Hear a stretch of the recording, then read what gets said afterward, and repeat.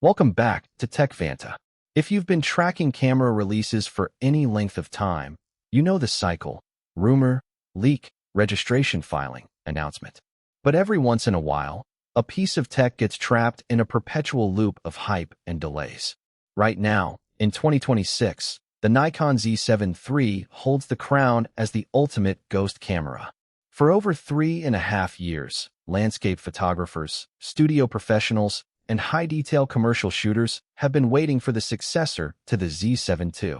What started as realistic anticipation has devolved into one of the most bizarre games of game telephone in camera history. Today on TECH VANTA, we are dissecting what actually happened to the Z7 III, peeling back the wildest rumors, and explaining why Nikon's strategic shift makes a release anytime soon extremely unlikely. The anatomy of a fake leak, from nap dreams to rebranded factories.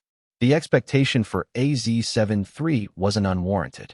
The original Z7 and Z7 II established Nikon's high-resolution mirrorless identity, serving as spiritual successors to the legendary D850. Naturally, tech communities expected a standard 3-year refresh cycle. But as time wore on without an official word, internet rumor mills filled the void with increasingly ridiculous claims. The nap spec incident. One of the most viral spec sheets claimed the Z7 III would feature a jaw-dropping 88-megapixel sensor. When tracked back to its original source on social media, the creator openly admitted they made up the numbers after waking up from an afternoon nap. Yet, dozens of tech blogs picked it up as a credible supply chain leak. The Ghost semiconductor manufacturer, another widely circulated report, named a specific component supplier producing a custom 60-plus MP sensor for Nikon. The catch? That supplier had officially rebranded and merged with another firm years prior, meaning the insider report was generated using outdated corporate databases or outright AI hallucination. The 67 MP prototype myth. Outlets constantly cycle through claims of a 61 MP, 67 MP, or even 80 MP non-stacked sensor. While Nikon undoubtedly tests high-res sensors in R&D labs, industry trackers like Nikon Rumors have repeatedly issued public statements debunking these upcoming release spec sheets as completely fabricated clickbait. Strip away the absurd rumors, and what would a realistic Z7 III actually look like? Most engineers point to a modest upgrade: a 45.7-megapixel partially stacked BSI CMOS sensor, the Z8 processor, subject detection autofocus, dual CF-Express/SD card slots, and USB-C power delivery. Sensible, practical, and grounded, but completely absent from Nikon's immediate assembly lines. Why the Z7 III is caught in internal cannibalization.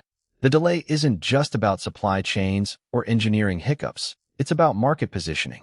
Nikon finds itself in a tough spot with its own product lineup. The Z8 Shadow. The Nikon Z8 is widely considered one of the best hybrid cameras on the market. With its 45.7 MP stacked sensor, blinding speed, and lightweight body, it does almost everything a Z7 user would want. If Nikon releases a Z7 III at $3,000 with high resolution but lower speed, it risks undercutting the Z8 or offering a camera that few choose over the Z8's stacked performance. The Z6 III pressure. On the lower end, the Z6 III pushes speed, video capabilities, and partially stacked sensor technology down to an accessible price tag. A Z7 III has a very narrow price and performance window to exist in without alienating buyers from either side. The Z7 II still holds up. For studio purists shooting base ISO 64, the original sensor on the Z7 II still scores near the top of image quality benchmarks. Because resolution-focused shooters don't always need 120 frames per second bursts or deep learning video tracking, there is far less market urgency to force a replacement. Where Nikon's priorities actually lie in 2026. If Nikon isn't building the Z7 III right now, what are they spending their engineering bandwidth on? The answer comes down to flagship power and dedicated cinema integration. Nikon Z9 II development. As the premier flagship for sports, wildlife, and news professionals, the Z9 II sits at the top of the food chain, eating up the majority of top-tier R&D and processor development bandwidth. Red and ZR Cinema Ecosystem. Following the acquisition of Red Digital Cinema, Nikon has shifted major engineering resources toward professional video tools, high-end color science, and cinema-focused camera bodies. High-volume rollouts. Mainstream bodies like the Z6 III and ZF platform continue to take precedence on manufacturing lines because they command higher sales volume compared to specialized, niche studio bodies. Nikon's business strategy prioritizes top-down innovation. Tech originates in the flagship line and trickles down to consumer models like the Z6 III and ZF. The Z7 line has effectively been bypassed in this cycle, while engineering capacity remains hyper-focused on professional cinema and sports systems. Is the Z7 III ever coming? As we move further through 2026, the general consensus among credible industry analysts is clear. Do not expect a Z7 III launch this year.